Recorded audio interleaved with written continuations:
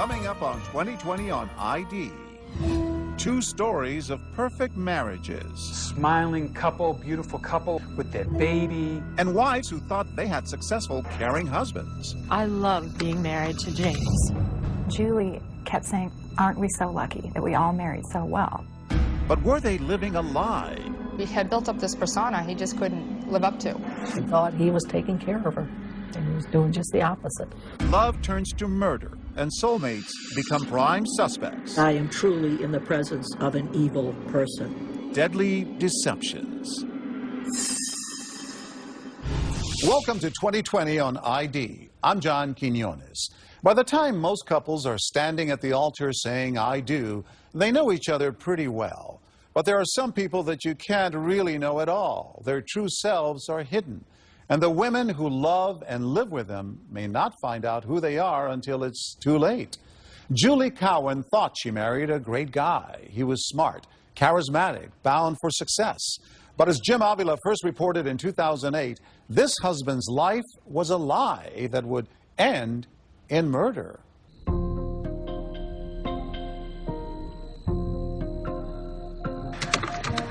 I've been married for 5 years. We've had our ups and downs, but for 95% of it, I love being married to James. These are notes from Julie, the life of a farm girl, unfolding in messages to friends, her dreams of motherhood.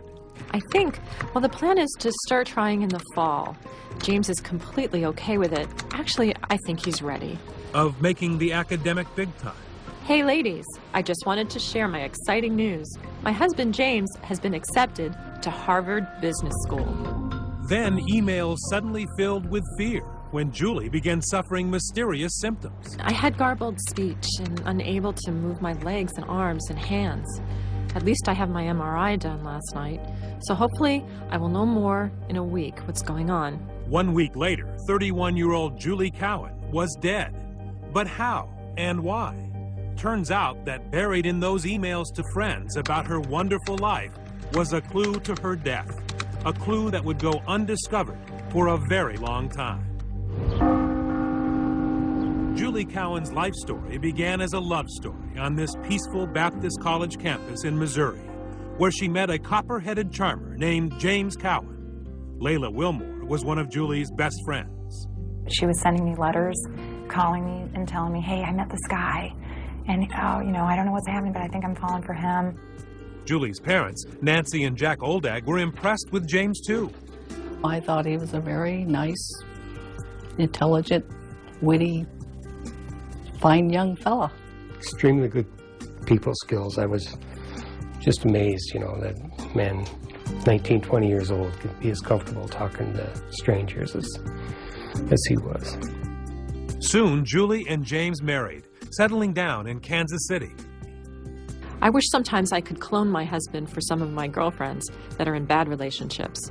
He is the light of my life.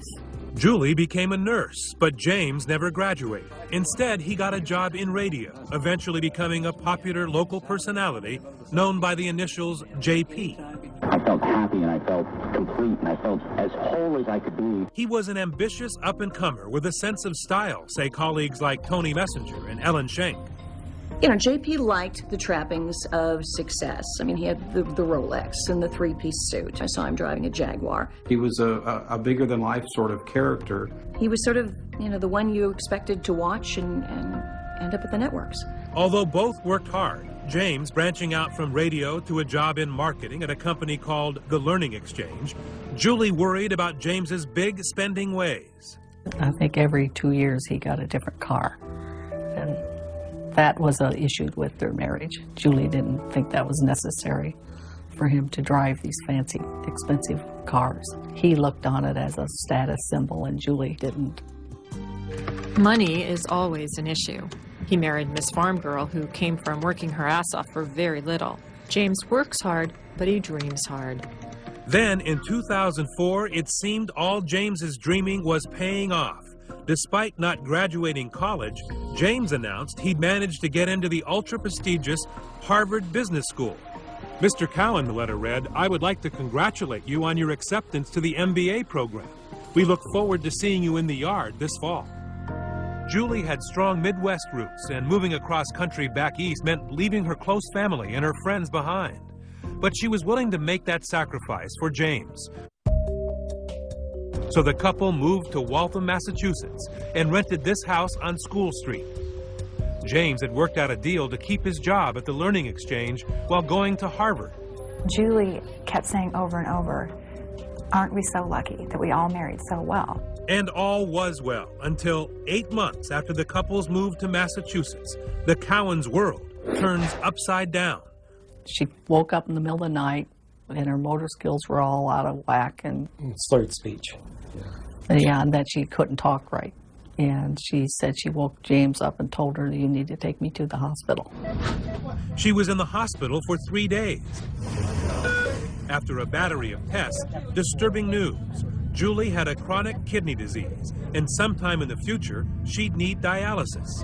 But even that could not explain the severity of Julie's symptoms. I'm still in the crisis shock stage. They have not totally ruled out cancer, so I pray that isn't what's going on. I'm sure my illness is scaring James more than he'll let on. I hate seeing the worry on his face. All I can do is wait and think positively. Julie. Then, just 2 weeks later, Labor Day weekend, James drives Julie back to the emergency room. By the time she sees a doctor, she cannot walk or talk. Back in Missouri, the Oldags get a call from James. He said Julie had another attack and that she was in the hospital again. And how was his demeanor this time? He didn't seem very alarmed. A short time later, Julie slips into a coma. Still stumped, doctors now began to suspect a more sinister explanation and test her blood for a toxin called ethylene glycol, commonly found in antifreeze. In high doses, it can cause the exact symptoms Julie Cowen is now suffering. The test comes back positive. By now, the Oldags have arrived at the hospital. They told us that they were 100% sure she had ethylene glycol in her system. And could you figure any reason why that would be in her system? And that's what set my head spinning. How could this have happened? But though ethylene glycol poisoning is treatable, it was too late for Julie. We realized that we were going to have to take her off from the life support, and there was no hope. Faced with Julie's imminent death, the Oldags make a painful decision to take a trip to the Waltham police station without telling James. And we said, we're just going for a drive. So you weren't telling him you were going to the police? No, absolutely not. In fact, you kind of hid that from him. Yeah, absolutely. Mr. Oldag said, I don't understand how this can happen. James and Julie were the only two in the house that day, and I know she didn't do it. Police are about to discover Julie's husband had a secret life. Stay with us.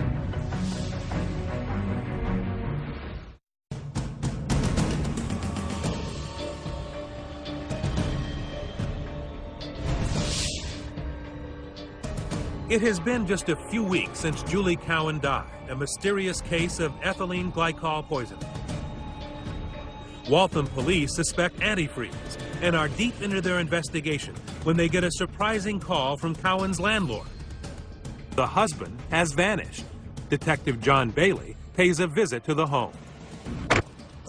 He had abandoned everything. Big screen TV, brand new furniture, thousands and thousands of dollars worth of property. It was bizarre. James Cowen had headed back to his hometown, Jefferson City, Missouri, and a new job as the host of a radio talk show at KLIK. My wife Julie passed away in September. I came back to Jefferson City.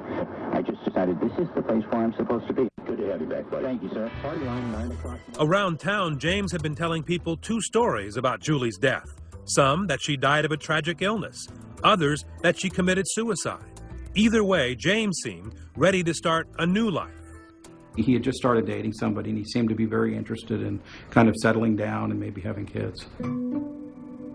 But close family and friends like Layla and Ted Wilmore knew the real story, that Julie had died of ethylene glycol poisoning, and police were asking a lot of questions about James. He was their prime suspect. We asked him, aren't you a little bit worried about the way things look?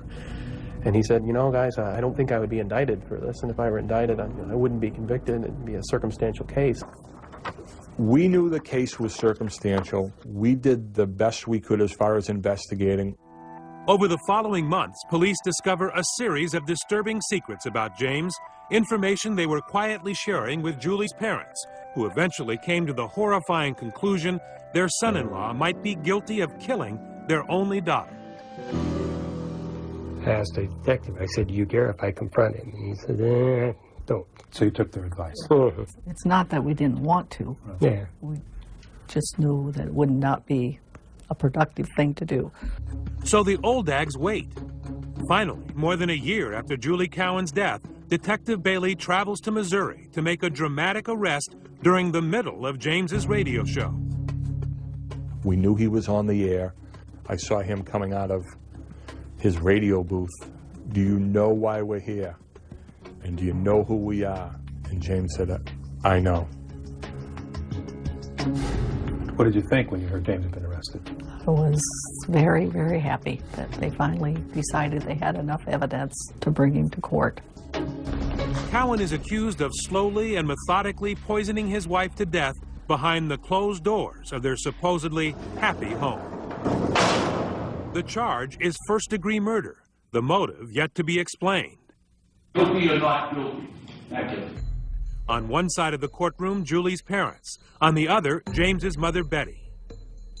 In the defendant's chair, James sits by calmly as his attorney points out the weaknesses in the prosecution's case. There are no eyewitnesses here. There is no physical evidence. There is no confession or admission by James Cowan. He kind of sat there with a halfway grin on his face, thinking that he was probably going to get away with this. With no direct evidence, prosecutors attacked James's credibility, starting with his supposed acceptance letter to Harvard Business School. It had looked convincing to Cowan's former boss. I would like to congratulate you on your acceptance to the Harvard Business School MBA program. And it is signed by Britt K. Dewey. Yes, I'm Britt K. Dewey. That is not my signature. The letter was a fake. Turns out, all the time Cowan was supposed to be going to Harvard and working, he was doing neither. I fired JP. Fired after his boss found out about another Cowan deception. He had been stealing money from the company and apparently forged yet another signature on a contract to cover his tracks. It is not my signature.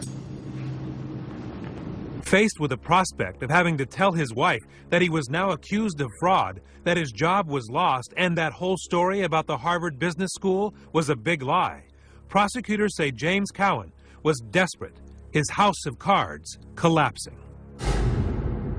Prosecutors say money was the motive. The Cowans were broke, and James hoped to cash in on his wife's $250,000 life insurance policy by killing her. In mid-August, just before Julie became ill, investigators testified someone using James Cowan's computer Googled these terms: homemade poisons, ricin, chloroform poisoning, buy arsenic in Boston, and antifreeze human death. Antifreeze, which commonly contains ethylene glycol, the poison that killed Julie Cowan. When they showed the number of times he searched on how to poison someone, I think, how many times did he sit down in front of his computer and decide, I'm going to kill my wife? At any one of those times, he could have thought, well, maybe I shouldn't do this. Maybe this is wrong. But he didn't. He just kept searching and searching. Prosecutors say James probably learned online how to mask the sweet taste of antifreeze by mixing it with Gatorade, which is nearly the same color and just as sweet. That's antifreeze on the right and Gatorade on the left. Toxicologist Alphonse Poklis, who specializes in poisoning cases, has actually taste tested the toxic mixture. I took drinks of it. I didn't swallow, but I took drinks and I swashed it around in my mouth. Ethylene glycol just tasted like Gatorade. This is not the only time someone has been accused of poisoning a spouse with antifreeze. In March of 2009, Stacy Castor, the woman who became known as the Black Widow, was convicted for killing her second husband with antifreeze. And in 2007, Lynn Turner was convicted of poisoning her boyfriend, apparently with Jell-O, laced with antifreeze. In both cases, it was later discovered that the women's previous husbands had also died of antifreeze poisoning.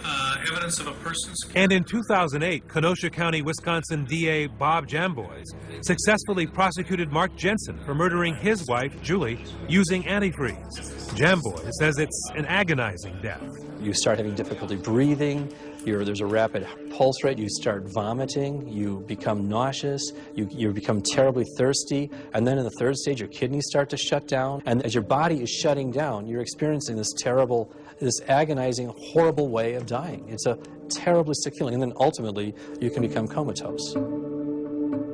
According to the American Association of Poison Control Centers, in 2007, there were more than 5,700 intentional and unintentional cases of ethylene glycol antifreeze poisoning in the U.S., resulting in 27 deaths. But with so many known cases of antifreeze poisoning, why had Julie Cowan's doctors not caught it earlier? Because Julie had waved them off. The doctors kept asking her, "Are you sure you aren't getting some kind of poison?" She kind of laughed about that and thought it was completely ridiculous.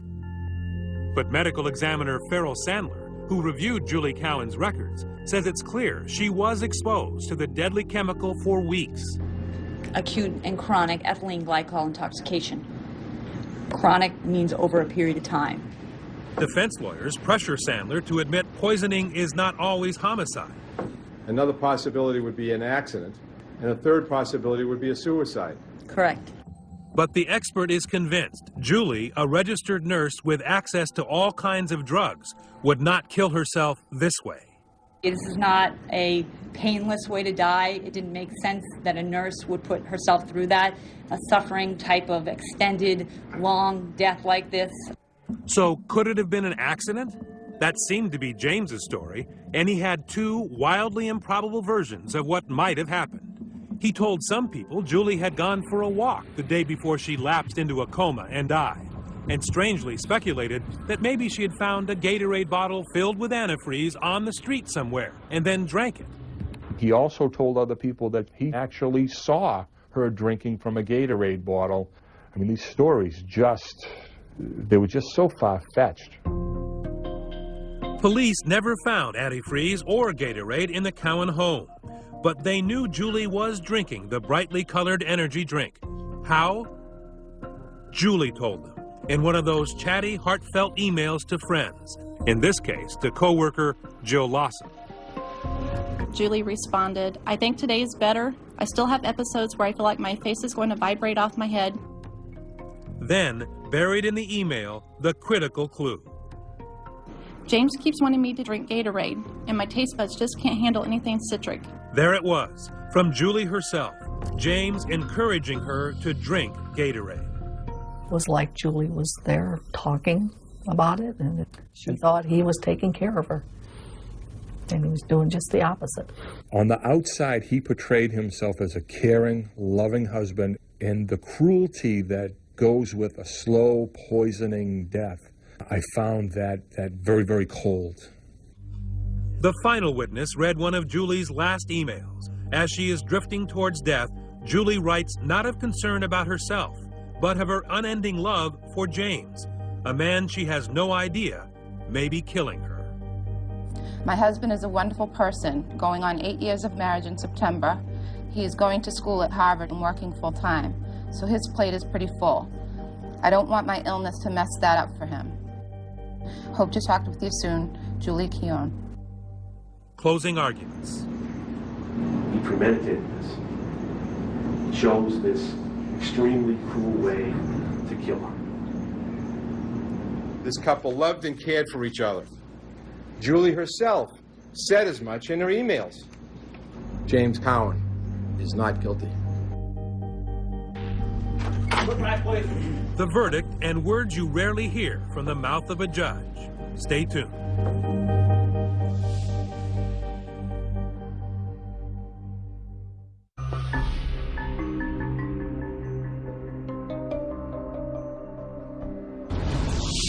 Jefferson City's news station. The fate of former Jefferson City radio host James Cowan in the hands of a jury today. The local stations are all abuzz. The man everyone thought was a great guy had turned out to be a con man.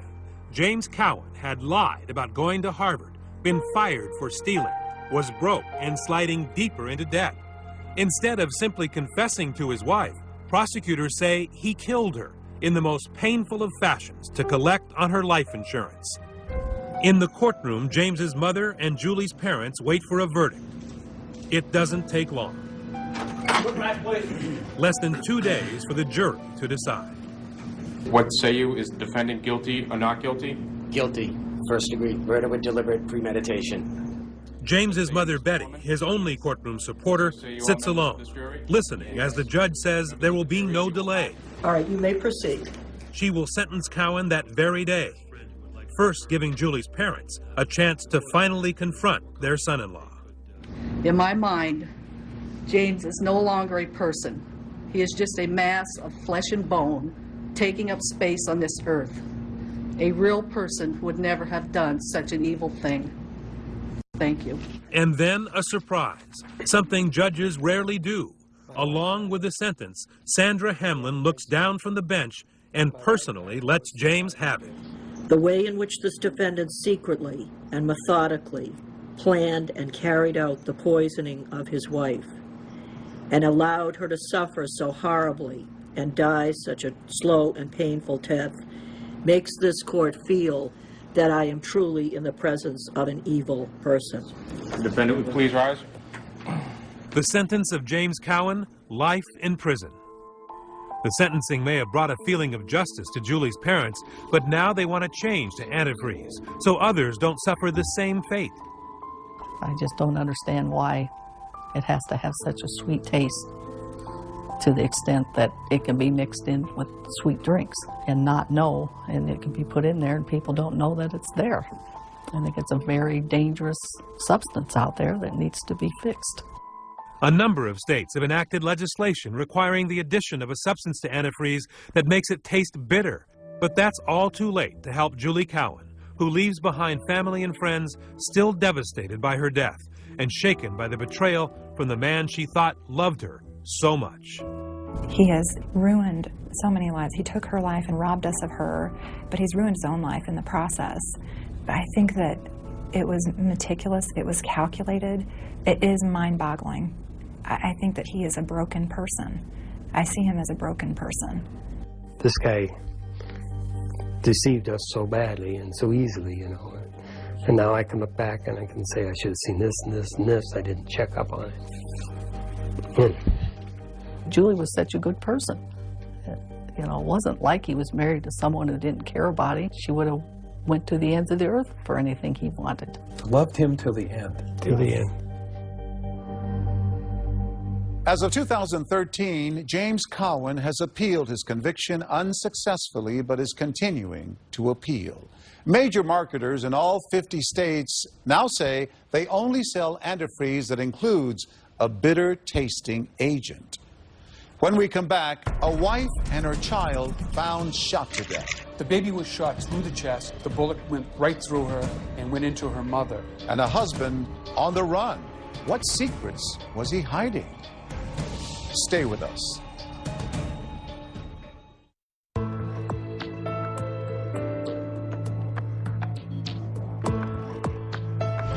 Rachel Entwistle was happily married. She had a beautiful baby daughter, and her husband had a good job and plenty of money. What she didn't know was that her husband was a first-class liar. And as ABC News first reported in 2008, he would do anything to keep his lies a secret.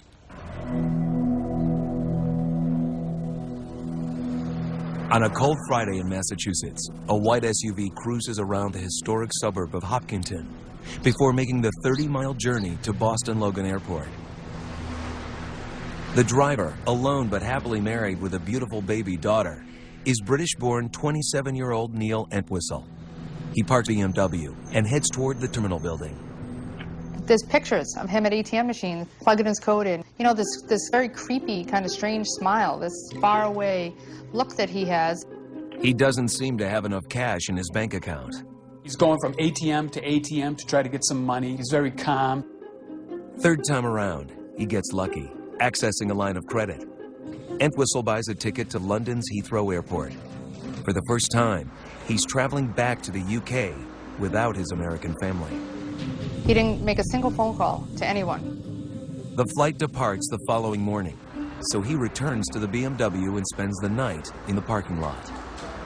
When surveillance cameras capture Entwistle heading for British Airways Flight 238 at 8:20 in the morning, he's carrying no baggage, just his passport and a one-way ticket. He just looked like a nut. He just looked like he was soulless, like it was gone. Lights out for Neil Entwistle. He was leaving behind the happiest family imaginable. Just 10 days earlier, they'd rented this gracious 4-bedroom property and posted pictures online so that family in the UK could share in their happiness. Smiling couple, beautiful couple on their honeymoon with their baby. The photographs show a classic, happy, loving family. Neil is hoisting Lily to put Christmas ornaments on top of a tree, and he's laying down on the floor with his baby girl on his belly, and it's all classic images of new dads. And he didn't strike anyone as being anything other than that. Neil's wife, Rachel, was planning a big housewarming party for the coming weekend. She has this new baby. She's 9 months old. She wants her friends to know, look, I've arrived, look at my fantastic life. But on Friday afternoon, the same day that husband Neil had gone to the airport, Rachel and their infant daughter Lillian were nowhere to be found. When repeated calls went unanswered, Rachel's mother Priscilla knocked on the door and heard only the dog barking inside. She called Hopkinton police, who made a quick walk through the house, saw nothing out of order, and then began searching the neighborhood. By morning, the family was frantic. Rachel's stepfather, Joe Matarazzo, called his old friend, former Boston cop, Joe Flaherty. He needed some help that they couldn't find Rachel and Neil and the baby. Flaherty asked police to search the house again. This time, an overwhelming stench led them straight to the master bedroom. Hidden beneath the stillness of an unmade bed lay Rachel Entwistle and daughter Lillian. They'd been shot dead at point-blank range. The baby was shot through the chest. The bullet went right through her, went out her back, and went into her mother. The medical examiner testified that her kidney was macerated, and that means it was just liquefied. And then the mother was shot a second time. She was shot in the brain. The bullets broke into 2 fragments, and they both lodged in her frontal lobes. Why would anyone want to commit such a horrific double murder and devastate the newfound joy of this loving mother and child? Police immediately set about trying to contact the only surviving member of the family. They didn't know whether Neil was going to be found in the trunk of a car somewhere, and it could have been a home invasion. Something terrible could have happened to the whole family. 3 days later, State Trooper Bobby Manning reached Entwistle by telephone at his parents' home in the north of England. He was preparing to describe this unspeakable crime to a much-loved husband and father. But it soon became apparent that Neil Entwistle himself had seen the dead bodies in the master bedroom. Yet, inexplicably, he didn't call for help. I pulled the covers back, and that's when I saw Lily. Lily was such a mess. He pursued a line of question which revealed that Neil Entwistle must have, or in all likelihood, had information about how they were killed, because Neil Entwistle revealed facts that could not have been known to him. The whole mouth and nose were covered. It was almost like it was bubbles. You pulled the bedsheet over them? Almost felt like I was closing them off. I don't know why I did it. Entwistle said that having encountered such a horrific scene in his own bedroom, he thought of taking his own life, using a knife on the kitchen counter. I just couldn't do it. I think it was almost the thought of how much it was going to hurt. It never crossed your mind whatsoever to call 911? No. He didn't call for an ambulance, nor did he call Rachel's parents. The police officer kept him talking for 2 hours. It was a truly professional piece of police work, and Neil fell right into the trap.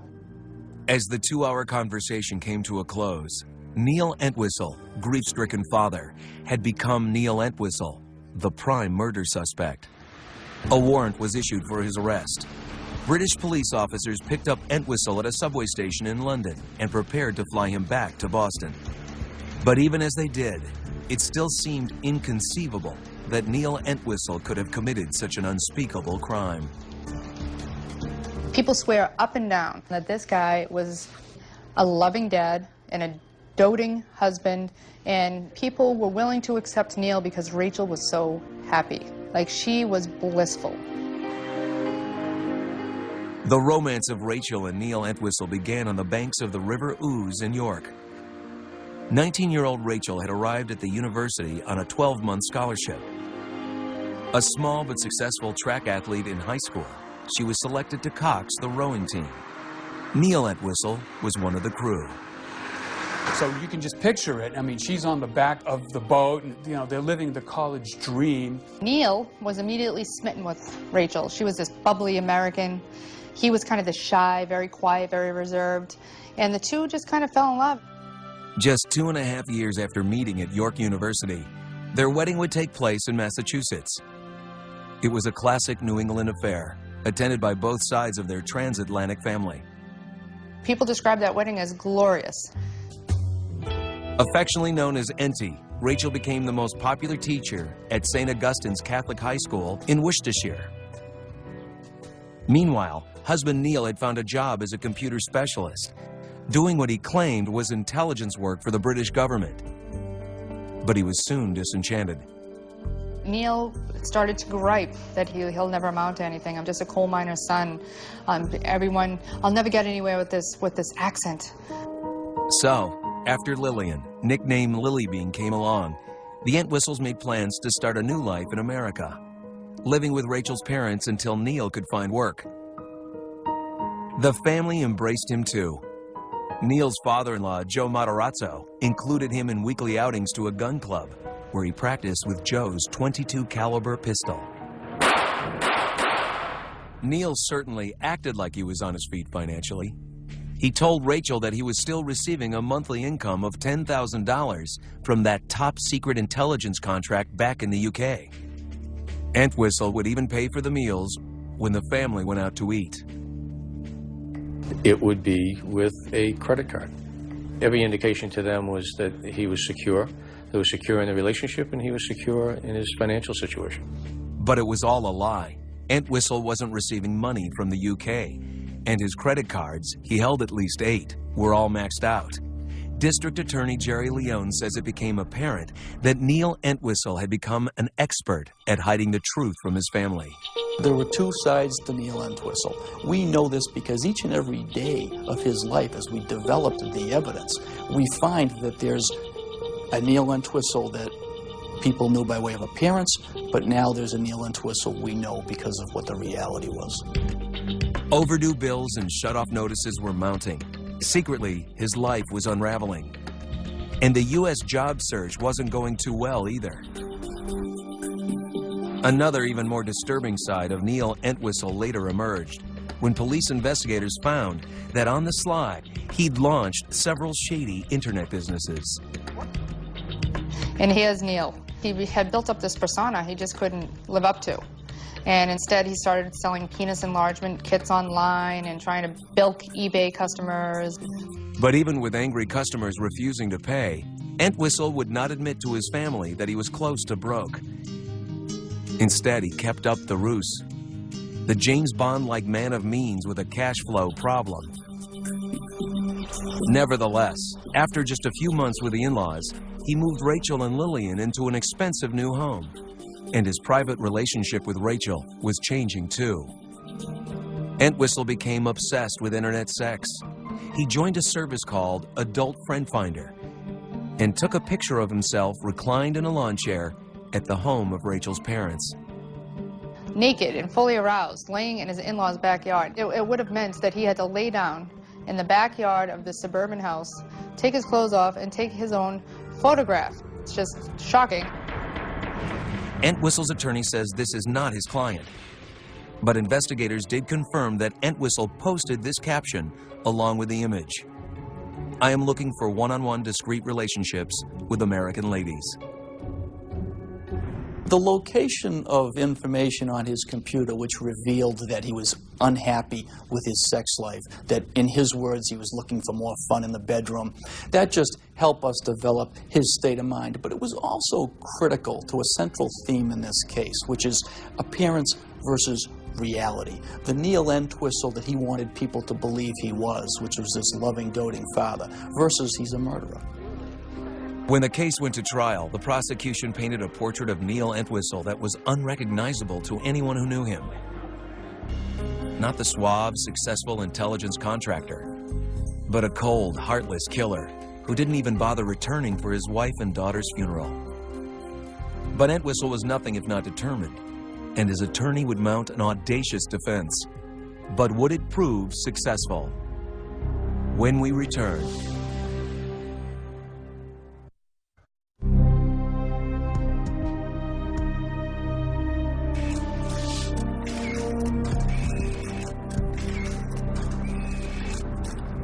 You see Neil Entwistle, and he looks like the GQ type of husband. He said he was going to the gun club. He's tall and slim.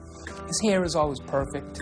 You know, he's always in control. Watching Neil in court, I almost believe that he thinks that he was the man he portrayed to the outside world. He was pleasant, he was calm, polite. Like, there's something about Neil, he has shut himself down from reality completely. At that point, we knew that the victims were under the comforter. Here's a guy whose entire ego was based on this false identity. It looked consistent with a gunshot. And when Rachel started to note the little flaws in his story, that's when he snapped. What result did you get on those 2 blood tests? They were both positive. What you can't tell is how they got there. Through 12 days and 45 witnesses, Neil Entwistle displayed emotion just once, when pictures of his murdered wife and infant daughter were displayed to the jury. Apart from that, he was inscrutable. The husband, father, and brilliant mathematician would be described as a calculating killer. Ladies and gentlemen, I suggest to you, Rachel and Lillian are lying in that bed. He walks up to that bedroom, and he kills them. He shoots Rachel. He shoots Lillian. The crying and screaming coming on Lillian, I suggest he could not handle and tolerate. He closes them out, is the word that he said. I'm closing them off. He closed them off when he covered them with that blanket. The prosecutor pointed out that Entwistle had been lying about his future and his finances. Soon, all his lies would be exposed. He took a gun from the in-laws' house, a gun that he was taught to use by his father-in-law, and murdered his baby daughter and then his wife. He went home to England and didn't even bother returning for the funeral. Neil Entwistle was closing off life as he knew it in the United States, and he was returning to life as he wanted it to be in the UK. Entwistle did not take the stand. Defense attorney Elliot Weinstein called no witnesses. Looking at what a trial is about, looking at where the burdens of proof lie, looking at the evidence that we had, we believe that failures of proof left fair and reasonable doubt, such that we didn't have to take on the responsibility of calling witnesses. In his final summation, Weinstein presented a scenario that seemed to come out of nowhere. He suggested this wasn't homicide, but suicide. The crime scene investigators only considered this a murder. They were not open to the possibility of suicide, and thus they failed to collect gunshot residue stubs from Rachel's wrists, from around her hands. He argued that Neil came home to find the bodies, and then, to save Rachel from the stigma of suicide, took the gun back to her parents' home. The prosecutor had its theory. We had an alternative view of the evidence.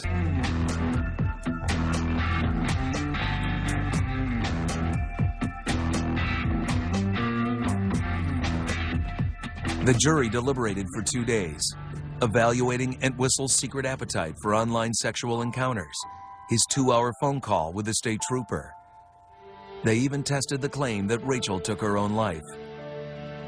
There is a woman in the jury who is roughly Rachel Entwistle's size. So we had her actually hold the gun to her head. The gun was fired from a further distance away than she could possibly have held it.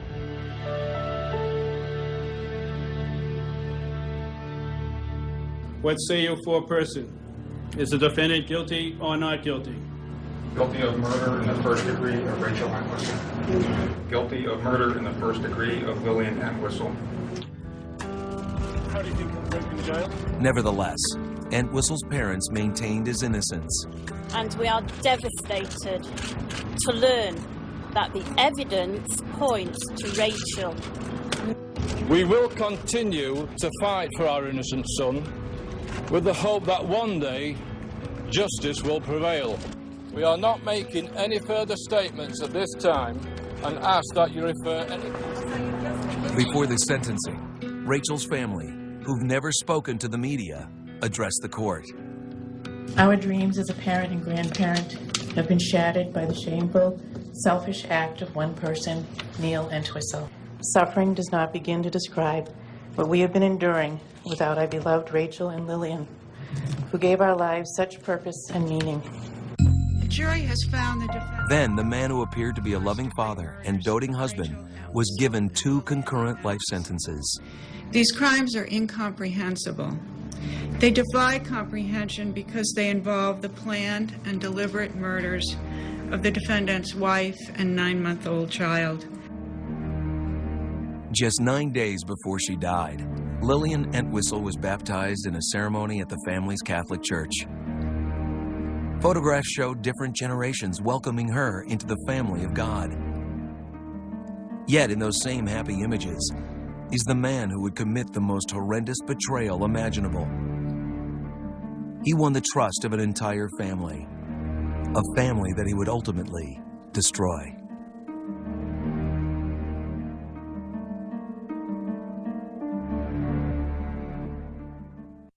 As of 2013, Neil Entwistle has exhausted his appeals and remains in prison. I'm John Key.